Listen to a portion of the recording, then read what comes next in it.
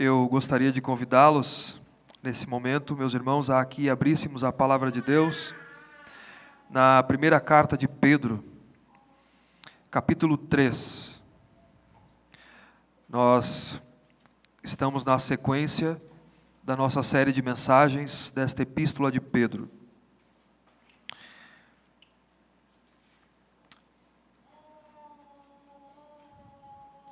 Semana passada nós fizemos a exposição dos versos 13 a 17 e deixamos os versos 18 a 22 para hoje. Como é uma passagem só e um contexto só, nós vamos ler tudo novamente, dos versos 13 em diante, até o verso 22, para que faça sentido na nossa mente. Ok? Diz assim a palavra de Deus. Ora, quem é que vos há de maltratar, se for zelosos do que é bom? Mas ainda que venhais a sofrer por causa da justiça, bem-aventurados sois. Não vos amedronteis, portanto, com as suas ameaças, nem fiqueis alarmados. Antes, santificai a Cristo como Senhor em vosso coração, e estáis sempre preparados para responder a todo aquele que vos pedir a razão da esperança que há em vós, fazendo-o, todavia, com mansidão e temor, com boa consciência, de modo que naquilo em que falam mal, ou que falam contra vós outros, fiquem envergonhados os que difamam o vosso bom procedimento em Cristo. Porque, se for da vontade de Deus, é melhor que sofrais por praticares o que é bom do que praticando o mal. Pois também Cristo morreu uma única vez pelos pecados, o justo pelos injustos, para conduzir-vos a Deus, morto sim na carne, mas vivificado no Espírito, no qual também foi e pregou os espíritos em prisão, os quais noutro tempo foram desobedientes quanto à longanimidade de Deus aguardava nos dias de Noé, enquanto se preparava a arca, na qual poucos, a saber 8 pessoas, foram salvos através da água, a qual, figurando o batismo, agora também vos salva, não sendo a remoção da imundícia da carne, mas a indagação de uma boa consciência para com Deus, por meio da ressurreição de Jesus Cristo, o qual, depois de ir para o céu, está à destra de Deus, ficando-lhe subordinados anjos e potestades e poderes. Até aqui a leitura do texto. Vamos orar, pedir a iluminação do Espírito Santo de Deus. Ó Pai bendito, mais uma vez nos dirigimos em temor ao Senhor, pedindo a direção, a iluminação do Teu Santo Espírito, ó Pai, para que possamos compreender a Tua palavra. Abençoe o Teu povo e traga luz para que possamos ser, ó Deus, conduzidos ao Senhor, em nome de Cristo. Amém. Meus irmãos, aqueles que estão acompanhando a nossa série de mensagens, nós estamos na segunda sessão desta carta, que ela inicia no capítulo 3, verso 13. Pedro, nesta segunda sessão, depois de estudar a primeira, ele começou a tratar mais especificamente a questão do sofrimento na vida dos cristãos, no meio do qual eles estavam passando, perseguições, provações, hostilidades, calúnias e outras questões que nós já tratamos na primeira parte, algumas vezes aqui. E este é o tema central aqui até o final da epístola. Pedro ele vai se dedicar nesse ponto aqui. Ele fornece perspectivas a respeito do sofrimento, razões, objetivos e como enfrentar o sofrimento que aqueles cristãos estavam passando. Ele irá ensiná-los exatamente isso, como é que eles deveriam se portar corretamente em meio aos sofrimentos da vida cristã que eles estavam enfrentando. Nós temos que lembrar que Pedro escreveu essa epístola de Roma no reinado de um imperador chamado Nero, um dos imperadores mais cruéis que houve na história de Roma. Alguém que mandou executar a própria família e logo adiante, talvez 1 ou 2 anos depois dessa epístola, pôs fogo em Roma, culpou os cristãos e logo todos acreditaram, já que os cristãos eram vistos como maus cidadãos do império, não adoravam o imperador e outras coisas mais. E essa epístola foi antes da grande perseguição que se iniciou, onde o próprio apóstolo Pedro foi executado diante desse imperador aqui. Como eles deveriam então compreender de fato aqui o sofrimento e proceder diante dessas situações? Do verso 13, semana passada, do verso 13 ao verso 22, o ponto de Pedro aqui é do sofrimento por causa da justiça. Esse é o ponto dele aqui. Ele vai advertir, ele está advertindo os leitores, os cristãos, que se eles como cristãos, nessas circunstâncias de sofrimento, tiverem que passar por sofrimento, que eles então enfrentem o sofrimento, não por causa do pecado, por praticarem o que é mal, mas por praticarem o que é justo, porque isso é agradável diante de Deus e é bem-aventurado aquele que faz isso. Essa foi a primeira divisão, dos versos 13 a 17, nós falamos especificamente disso, que é melhor sofrer por causa da justiça, por fazer o bem injustamente, você sofre então injustamente, do que sofrer por praticar o mal. E aí Pedro diz, verso 13, quem fará mal a vocês então se vocês praticarem o bem? Em primeiro lugar.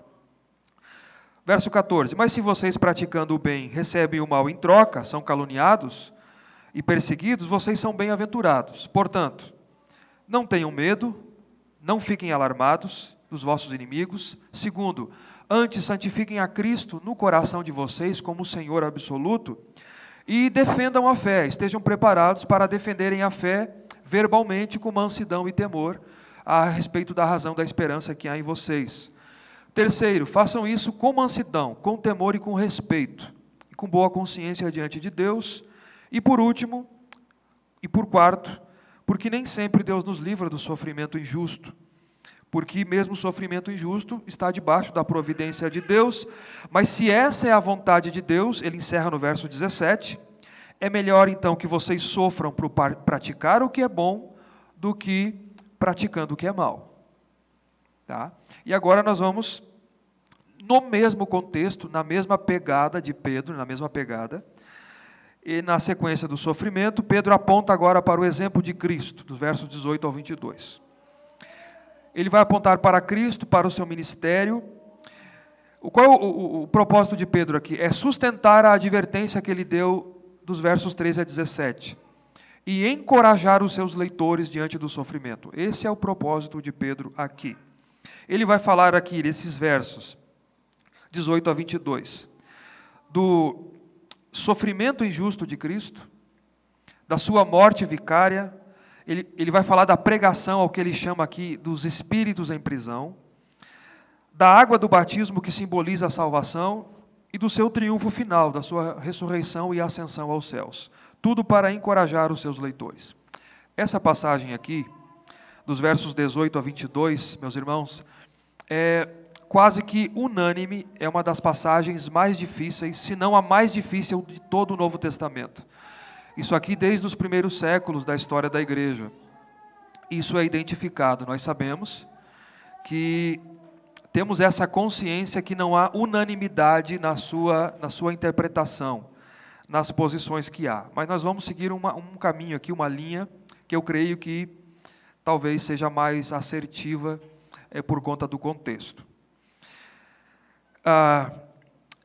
Sofrer, meus irmãos, padecer, enfrentar dificuldades, sofrimento, calúnias, hostilidades, privações, agruras, doenças, perseguição, nunca é fácil. Nunca é fácil. Não existem super-heróis na fé. Cristãos super-heróis, não. Existem homens que são subordinados, que servem a um grande Deus. Eu tenho até essa dificuldade. Grandes homens, eu tenho muita dificuldade em até pronunciar isso. Existe um grande Deus que suporta e que sustenta homens e mulheres nesse mundo. Mas eu diria que nós teríamos vários exemplos aqui nessa manhã de grandes dificuldades e sofrimento que nós estamos passando. Mas a melhor maneira de enfrentarmos isso, eu creio, primeiro é entendermos que Deus tem um propósito nesse mundo, que Ele tem um propósito na nossa vida, para a sua igreja e para aqueles com quem Ele tem uma aliança. Entenda isso. Deus tem um propósito por trás de tudo que nós estamos passando e que você passa. Segundo, é fitar os nossos olhos em Cristo, na sua bondade, no seu amor, na sua misericórdia, na sua soberania, mas também no seu exemplo. Porque Cristo, antes de ser ressurreto e ser assunto aos céus, ele padeceu, ele sofreu. E o padrão é esse para o cristão. Nós vamos ver isso hoje. E por último, se tivermos que sofrer e passarmos por privações e provações, que seja então por vivermos corretamente, justamente diante de Deus, e não como recompensa pelo nosso pecado. Que vivamos a vontade de Deus para a nossa vida, e não por praticar o que é mal. Vamos ver aqui dos versos 18 a 22, então, Pedro apontando para o exemplo de Cristo, seu ministério, para sustentar a sua advertência e encorajar os seus leitores. Duas partes eu dividi aqui. A primeira é a parte A do verso 18, ele vai falar do sofrimento e da morte vicária, ou substitutiva de Cristo, em nosso lugar. E segundo, ele fala do triunfo final, da sua exaltação, dos versos 18, parte B, ao verso 22. Vamos lá então. Primeiro ponto, sofrimento e a morte vicária de Cristo. Você perceba aqui que o verso 17 é uma transição, que ele resume o que ele já disse, dos versos 13 a 16, e ele é um introdutório para a discussão que nós vamos ver de Pedro agora, a partir do verso 18. Veja aí no verso 18, que Pedro introduz por pois. Ele diz, pois também Cristo morreu. Esse pois liga ao verso 17, ao verso anterior. O que ele disse? Se for da vontade de Deus, é melhor que vocês sofram por praticarem o que é bom, pela justiça, do que praticando o que é mal. Pois Cristo também morreu. Cristo também, aconteceu isso com Cristo. Só que tem uma conotação diferente um pouco com Cristo, é claro. Mas Cristo também morreu. E ele vai fazer 4 afirmações aqui. 4 afirmações a respeito da morte de Cristo. A primeira, diz aí, ele morreu uma única vez. Uma única vez. Essa é a primeira, ou seja, a morte de Cristo, o sangue derramado na cruz foi tipificado no Antigo Testamento por meio do sacrifício de animais. Sacrifícios que eram repetidos diariamente, em favor dos pecados do povo, e anualmente também no Yom Kippur, que é o dia da expiação. O dia da expiação. Mas agora, esses sacrifícios, que eram simbólicos e tipológicos do sacrifício de Cristo, eles se cumpriram em Cristo, que veio a esse mundo e morreu de uma vez por todas pelos nossos pecados. De uma vez por todas. Ele é o perfeito sumo sacerdote, que intercede por nós, e ele também é o perfeito sacrifício, que os animais do Antigo Testamento simbolizavam e tipificavam. Uma vez que Cristo veio, nós não precisamos mais de sacrifícios de animais, porque ele já derramou o seu sangue na cruz de uma vez por todas. O autor diz, também Cristo morreu uma única vez por vocês. Segundo, essa morte única foi pelos pecados, ele diz aí. Ou seja, essa morte foi em favor de pecados dos pecadores. Romanos 5,8 diz que Deus prova o seu amor para conosco pelo fato de Cristo ter morrido por nós, sendo nós ainda pecadores. E quando Paulo vai escrever o seu tratado sobre a ressurreição, em 1 Coríntios capítulo 15, verso 3, ele vai dizer isso, eu entreguei a vocês o que eu recebi do Senhor, que Cristo morreu pelos pecados segundo a Escritura, fazendo o link com o Antigo Testamento, que a Escritura já apontava para a morte de Cristo em favor dos pecados dos pecadores. Terceira afirmação do seu sofrimento e morte, uma única vez pelos pecados, o justo pelos injustos. Ele vai acentuando, para mostrar o sofrimento de Cristo e o que ele fez por nós. O justo pelos injustos. Ele está refletindo o pensamento de Paulo, na segunda carta aos Coríntios, capítulo 5, verso 21. Que aquele que não conheceu o pecado, ele se fez pecado por nós, ele o fez pecado por nós, para que nele, em Cristo, fôssemos feitos justiça de Deus. O que Paulo está dizendo é que na cruz, quando você crê, O seu pecado é lançado sobre Cristo, é imputado sobre Ele. Ele leva sobre si os teus pecados. E a sua justiça, porque nós não temos justiça própria, é imputada a nós. De maneira que nós fomos feitos justiça de Deus. Fomos justificados, não com a nossa justiça, mas pelos méritos de Cristo. É a imputação da justiça de Cristo a nós. Por isso que Deus nos vê hoje como justos. Justificados, pois, pela fé, temos paz com Deus. Que é a sequência do texto. Justo pelos injustos é um sacrifício substitutivo, vicário, em lugar de. Era aquele que não merecia, mas levou sobre si a ira de Deus, que era para cair sobre nós. Cristo levou a ira de Deus sobre si, que estava sobre nós. Por isso ele diz: Deus meu, na cruz, por que me desamparaste? Porque naquele momento a ira de Deus estava fulminando ele. Mas era para ser nós. Eram os nossos pecados que estavam sobre ele, ali. Com qual propósito? Exatamente esse. Justificados, pois, pela fé, temos paz com Deus, que é o quarto ponto aqui, a quarta afirmação. Para conduzir-vos a Deus. Então, Cristo morreu uma única vez, pelos pecados, o justo pelos injustos, para conduzir-vos a Deus, que é o que Paulo diz em Romanos 5, versos 1 e 2. A única maneira de você e eu sermos reconciliados, sermos conduzidos, sermos justificados, declarados inocentes e ter paz com Deus é mediante Jesus Cristo. Não há outra maneira de você estar em paz com Deus. Porque se não for por meio de Cristo, ou você está em paz com Deus, ou você e eu somos inimigos de Deus. Deus está irado com a humanidade. Cristo é a propiciação pelo seu pecado e pelo meu, ou seja, Cristo é aquele que aplaca a ira de Deus. A ira de Deus precisa ser satisfeita. É a única maneira de nosso pecado ser imputado a Cristo e a sua justiça ser imputada a nós. Então o ponto de Pedro é: Cristo é o nosso maior exemplo por excelência, sem precedentes na história, porque o seu sofrimento e morte é vicária. A sua morte é vicária, é diferente, não tem precedentes na história. Mas ele, é o ponto de Pedro, que é justo, que é santo, que é Deus.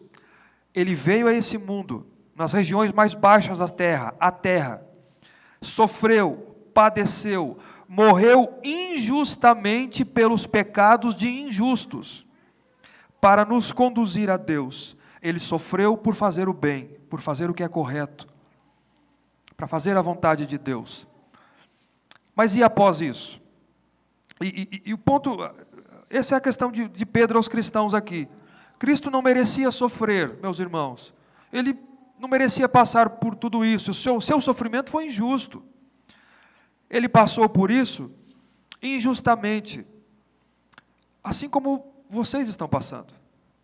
Assim como vocês deveriam viver, se essa é a vontade de Deus, por praticar a justiça, sofrendo injustamente nestas 5 províncias romanas da Ásia Menor, debaixo do controle do imperador Nero e do governo de Roma. Vocês estão passando tudo isso nessas províncias, mas Cristo fez isso em nosso lugar. E no final haverá um triunfo. No final haverá uma vitória, haverá uma exaltação, mas primeiro vem a cruz, depois vem a glória. Esse é o método de Deus. Primeiro vem a cruz, o sofrimento, depois vem a glória. Você não pode querer a glória agora.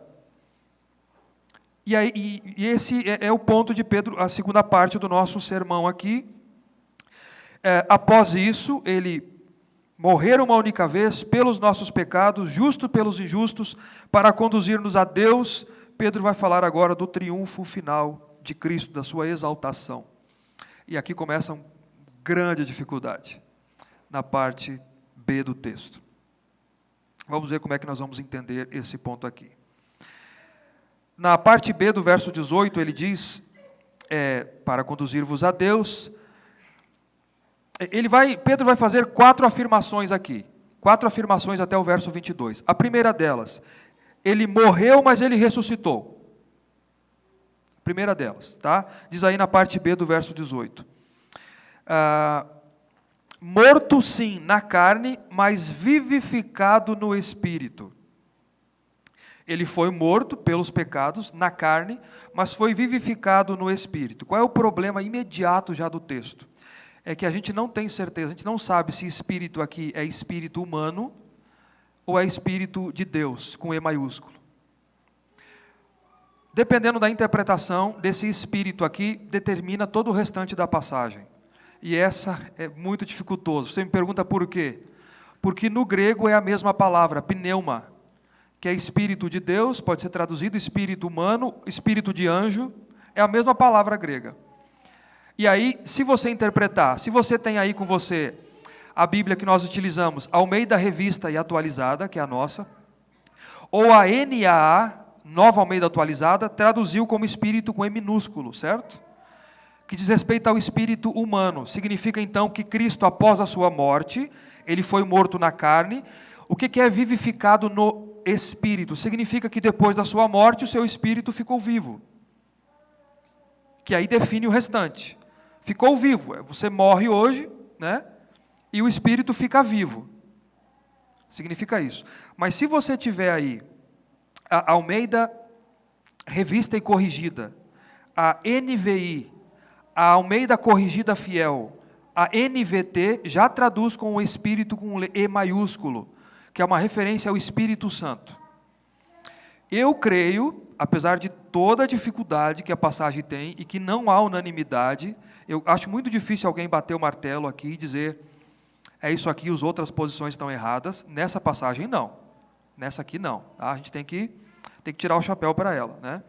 Ainda assim, nós vamos seguir a linha do Espírito de Deus. O que Pedro está dizendo, sim, ele morreu, mas ressuscitou. Ele morreu morto na carne, mas foi vivificado pelo Espírito. Pelo Espírito, que é o que essas traduções que eu mencionei traduziram, os tradutores da Corrigida, da NVI, da Fiel, traduziram dessa maneira. Espírito Santo, portanto, é uma referência à ressurreição de Jesus Cristo. Ele morreu na carne, mas foi vivificado, ele ressuscitou pelo poder do Espírito Santo. Muito bem. É o primeiro ponto, ele morreu, mas ressuscitou. Segundo, versos 19 e 20. Ele pregou os espíritos em prisão. Essa é a segunda afirmação de Pedro aqui. E aqui fica um pouco pior ainda. Fica um pouco pior. Um pouco não, bastante pior. Perceba que ele diz aí no final, ele morto na carne, mas vivificado no Espírito, no qual o Espírito... Mas que Espírito? Qual Espírito? Tá? Então, vai definir. No qual nós entendemos que é o Espírito Santo. Tá? Estamos seguindo essa linha.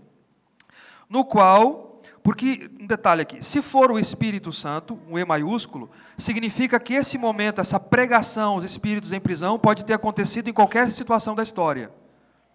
Se você definir Espírito com E minúsculo, você vai ter que entender que foi naquele momento.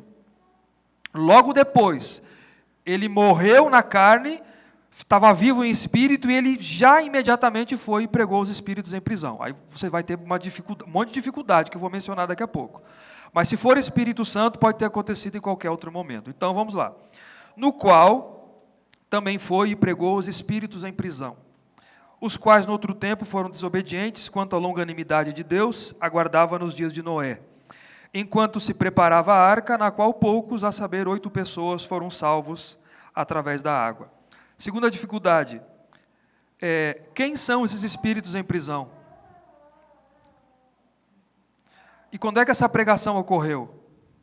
O texto é o que nós temos acesso aqui. E Noé? Noé é arca, né? Já menciona Noé e arca. Essa é a dificuldade. Eu vou resumir aqui, porque é muita coisa, mas eu vou resumir os principais pontos de interpretação, por conta da dificuldade da passagem. Senão, nós daríamos sequência na exposição. Mas eu entendo que essa passagem exige de nós a importância de entender as compreensões. Primeira delas, principais. Eu resumi 4 aqui. A primeira, que esses espíritos em prisão, esse espírito é o espírito humano. Espírito humano. Então seria o seguinte, que esta pregação ocorreu entre a morte e a ressurreição de Cristo. Cristo morreu e como o espírito é minúsculo, é o espírito dele, Cristo foi então, é quando ele desceu ao inferno, ao lugar dos mortos, e pregou o evangelho àquelas pessoas da época de Noé, e que porque não creram agora estavam no mundo dos mortos, estavam no inferno. Essa é uma interpretação que tem sido dada. Ele foi lá, anuncia a sua vitória e prega o evangelho a essas pessoas. Pessoas que ouviram Noé, enquanto Noé preparava a arca, e que nunca receberam a mensagem de Noé, que era o pregoeiro da justiça. Qual é a implicação dessa passagem aqui, dessa interpretação? É que essas pessoas, então, teriam outra chance, ouvindo Jesus, se crerem nele, de serem salvas e saírem desse lugar, o que eu acho muito difícil. Você não tem base no Novo Testamento para isso. Essa interpretação eu entendo que é difícil. Exatamente por 2 coisas principais. Primeiro, porque as Escrituras não concedem ao ser humano uma segunda chance após a morte. Está ordenado o homem morrer uma só vez e depois vir o juízo. O nosso destino eterno é definido em vida, de acordo com os decretos imutáveis de Deus. Segundo problema com essa interpretação, porque em nenhum lugar da Escritura diz que Jesus foi ao inferno depois da sua morte e antes da ressurreição. Muito pelo contrário. Quando Jesus está na cruz, no meio, ao lado de ladrões, de malfeitores, ele define o local onde ele foi logo depois da sua morte. Ele diz, hoje mesmo você estará comigo no paraíso. Amém. E ele diz, Pai, nas tuas mãos eu entrego o meu espírito. Então, se tem um local que ele foi após a morte, foi para a presença do Pai, do paraíso. Então, essa interpretação a gente vai ter que rejeitar. Segunda, é uma variação dessa primeira, que essa pregação, ela foi nesse intervalo também, entre a morte e a ressurreição de Cristo, mas que esses espíritos em prisão, ou seja, Cristo em espírito desceu lá, mas que esses espíritos em prisão são anjos caídos, porque é a mesma palavra espírito. São anjos caídos, são demônios. Quais? Quais seriam eles? Aqueles anjos da época de Noé. Se você ler Gênesis 6, tem aquela passagem difícil, que os filhos de Deus, que tomaram para si as filhas dos homens, e dali saiu gigantes, ou neflins, que tem vários significados a palavra. E que Cristo então desceu lá após a sua morte, onde estavam esses anjos aprisionados, e ele não foi então pregar o evangelho, mas ele foi anunciar a sua vitória, ele foi proclamar a sua vitória sobre ele, sobre o mal e sobre o pecado, na cruz do Calvário. O ponto a favor dessa interpretação é que ele já exclui a necessidade de que lá uma pregação do evangelho a espíritos de homens no inferno. Ele já exclui essa possibilidade porque ele define como anjos caídos. Cristo foi lá anunciar sua vitória a anjos. Segundo, que a mensagem é só de proclamação de vitória e não pregação do evangelho. E porque a própria palavra grega aqui, ele foi pregar aos espíritos, é uma palavra que significa anunciar como um arauto. É você proclamar, ele foi proclamar uma vitória. Então parece um pouquinho melhor, né? Parece que encaixa. E terceiro, porque o verso 22 fala de anjos potestades ficando subordinados a ele. E alguns defendem isso. Eu entendo que também não, essa posição, por quê? Mais uma vez, nenhum lugar das Escrituras diz que Cristo foi ao inferno entre a sua morte e a sua ressurreição. Ele foi para a presença do Pai. Lucas 23. E segundo o problema que nós teríamos, você teria que interpretar, teria que ser provado que essa interpretação de Gênesis 6, de que filhos de Deus se sentiram atraídos por mulheres, que lá diz que os filhos de Deus se tomaram para si as filhas dos homens. Você vai ter que entender que anjos caídos tomaram para si mulheres, das quais então saiu uma raça meia híbrida. Você vai ter que interpretar assim em Gênesis 6. E tem bons teólogos que interpretam assim. Grandes teólogos que interpretam Gênesis 6 assim, e por isso que interpretam Pedro dessa maneira, Mas você vai ter que provar isso, eu acho muito difícil provar pela Escritura isso. Eu não creio também nessa interpretação. Terceira, que esses espíritos em prisão são anjos caídos também, mas que essa pregação aos anjos caídos foi uma proclamação de vitória também, mas que aconteceu após a ressurreição de Cristo. Cristo morreu, foi vivificado pelo Espírito, e no momento da sua ascensão aos céus, Cristo exaltado teria passado por essas regiões celestiais, onde estavam os anjos caídos, e proclamado o triunfo dele, a sua vitória, uma proclamação de vitória. Você tem pontos positivos, como eu mencionei, não há salvação após a morte, não foi uma proclamação de redenção, visto que não há salvação para anjos caídos. Essa passagem tem isso a favor dela. Essa proclamação não pode ter sido feita, ela diz também, entre a morte e a ressurreição de Cristo, porque Cristo vai para o paraíso, mas ela foi depois da ressurreição, na sua ascensão, e também que o verso 22 também, que após a sua ascensão, de fato, ele ficou subordinado a ele anjos, potestades e poderes, exatamente após a sua ascensão. Ela tem dificuldades também, mas eu vou dizer, eu também não vou seguir essa linha, mas eu vou entender aqui e vamos seguir a linha que eu acho mais acertada, com toda a humildade que a passagem nos requer. É que espíritos em prisão aqui são espíritos de homens. Espíritos de homens que estavam vivos nos dias de Noé. Prisão porque eles estavam aprisionados pelo pecado, pela sua impenitência, estavam mortos nos seus pecados. E que Cristo, por que ele diz aqui, no qual, verso final, início do verso 19, no qual o Espírito com E maiúsculo, ele pregou aos espíritos em prisão, nos quais outro tempo foram desobedientes nos dias de Noé. Ou seja, Cristo estava em Noé, pelo seu Espírito, pregando por meio de Noé, que estava cheio do Espírito, aquela geração da época de Noé, que era ímpia e imoral dos seus dias.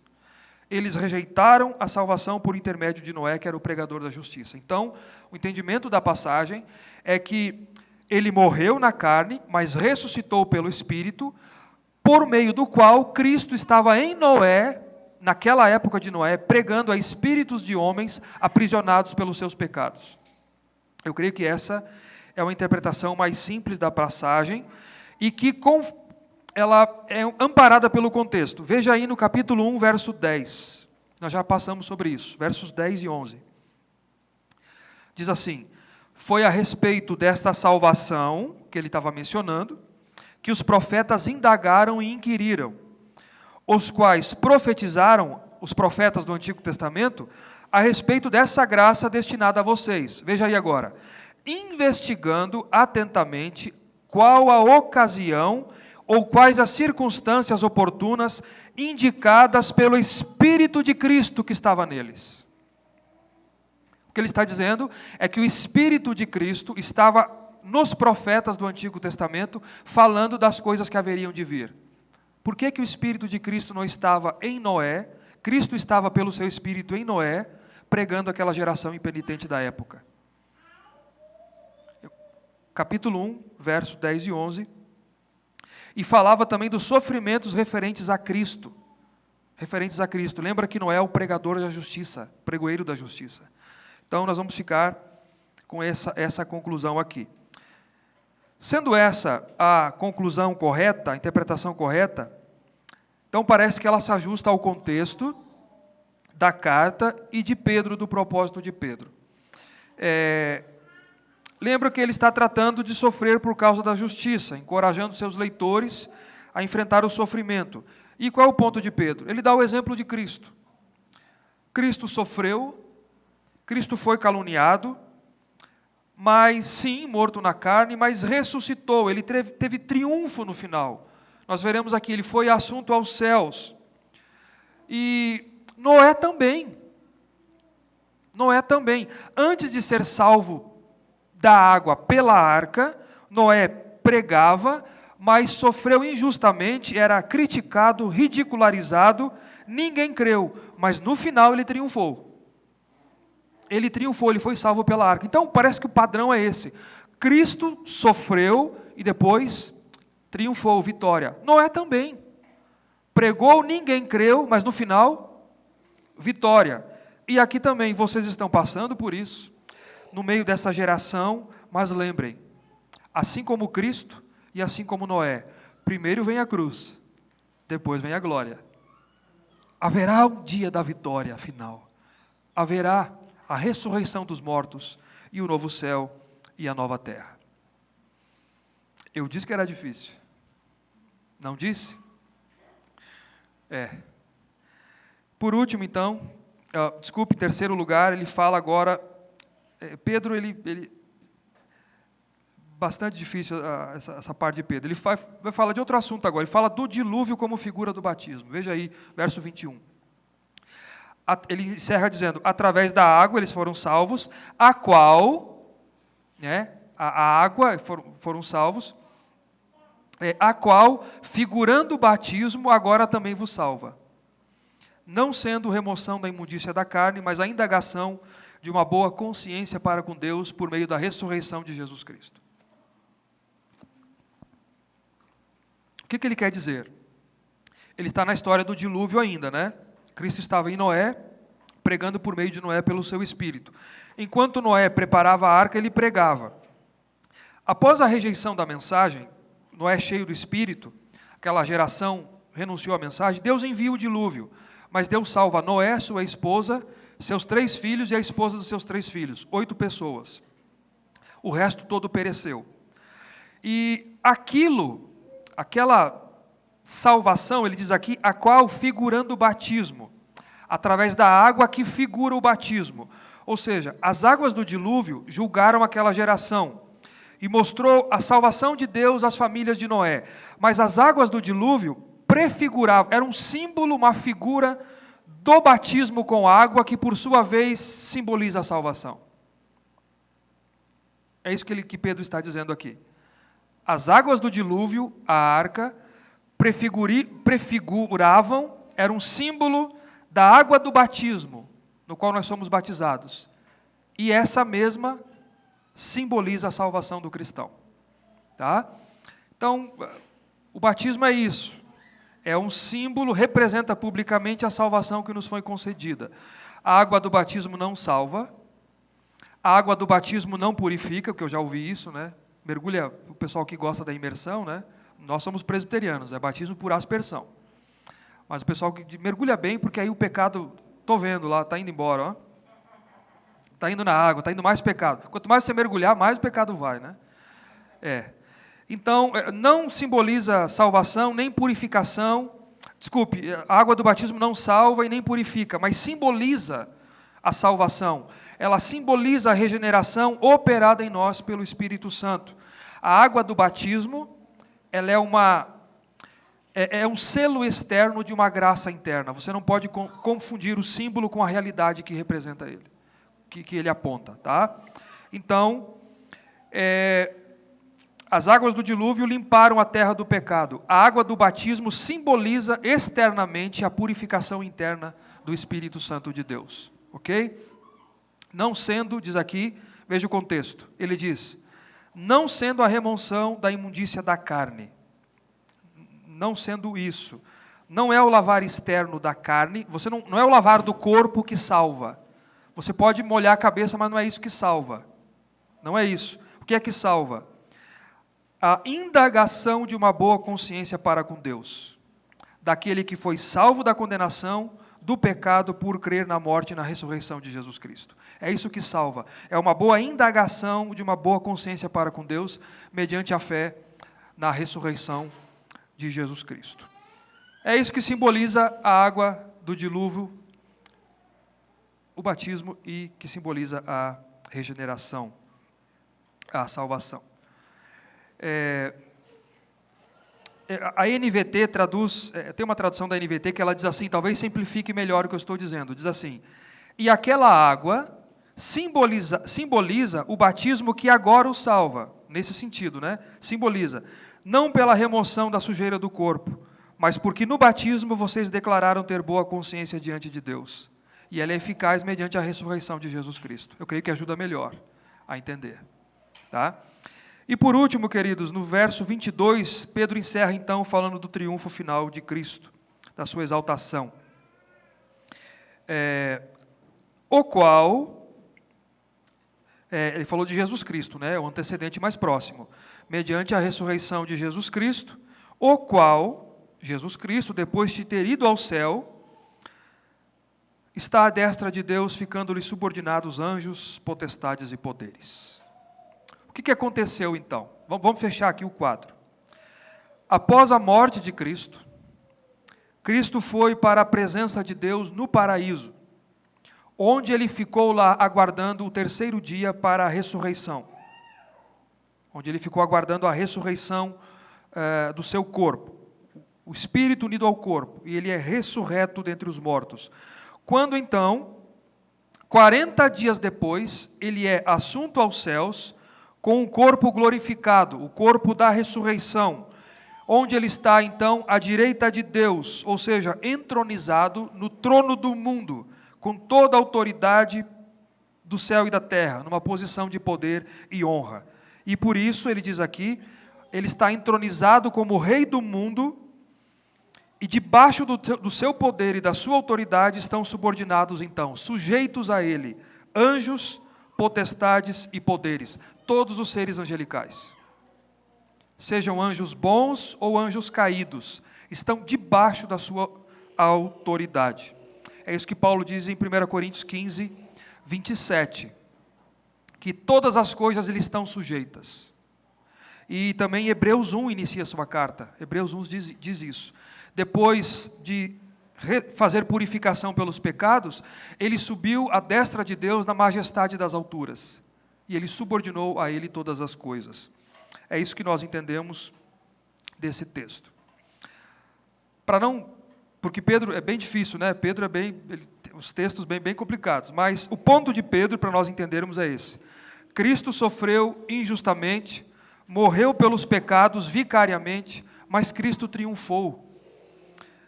Cristo triunfou, foi exaltado à direita de Deus, está numa posição de autoridade. Da mesma forma, vocês estão passando por tudo isso injustamente, estão sendo perseguidos, caluniados falsamente.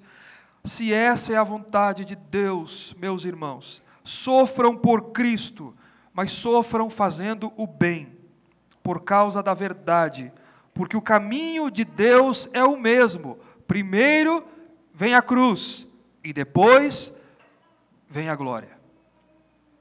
Depois vem a glória. Queria encerrar com algumas aplicações finais aqui, para a gente ir para casa sabendo o que nós precisamos fazer, né? Como eu disse, não temos dúvida, sofrer, padecer calúnia, enfrentar calúnias, hostilidades, passar provações, privações, nunca é difícil, nós sabemos disso. Vocês sabem disso. Mas eu queria encorajá-los, encorajar aqueles que estão enfrentando situações extremas nessa manhã. Que talvez aqui ninguém saiba. Passe por isso fielmente. Seja fiel a Deus, seja fiel a Cristo. Não desanime, não desanime. Se for para sofrer, por um tempo, porque tudo termina, tudo passa, permaneça fiel.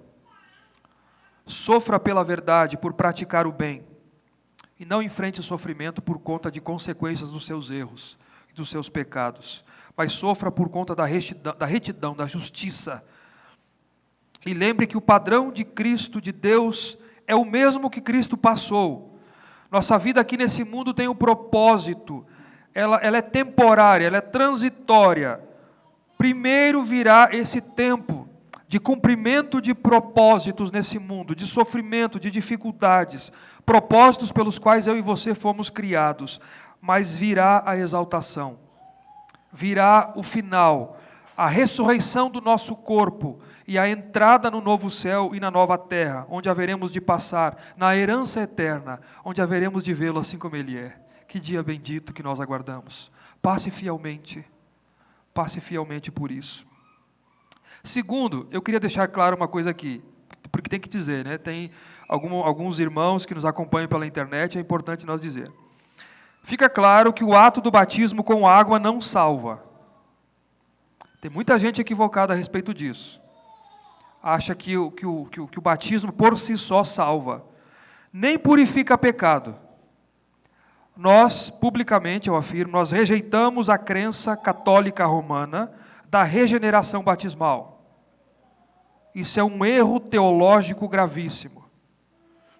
O batismo é um símbolo externo de uma realidade, de uma graça interna operada pelo Espírito Santo. É o sinal e o selo da graça, da justificação pela fé. Amém?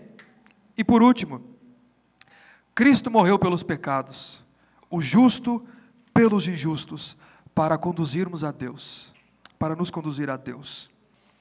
Pecado precisa ser pago diante de Deus. Alguém tem que pagar pecado. Se Cristo não pagou o seu, você vai ter que pagar. E é por isso que pessoas que não crerem em Cristo padecerão eternamente na condenação eterna. Porque você e eu não temos condições de pagar pecado a Deus. A dívida é muito alta. É muito alta. Mas se Cristo pagar o seu pecado, pago ele está. Nenhuma condenação há para aqueles que estão em Cristo Jesus. Creia em Jesus Cristo. Ele pode perdoar pecados e pagar o seu pecado diante de Deus na cruz do Calvário. Se você não fizer isso, você irá morrer eternamente. Que Deus abençoe as nossas vidas e receba essa palavra, queridos, em Cristo Jesus. Fiquemos em pé, por favor.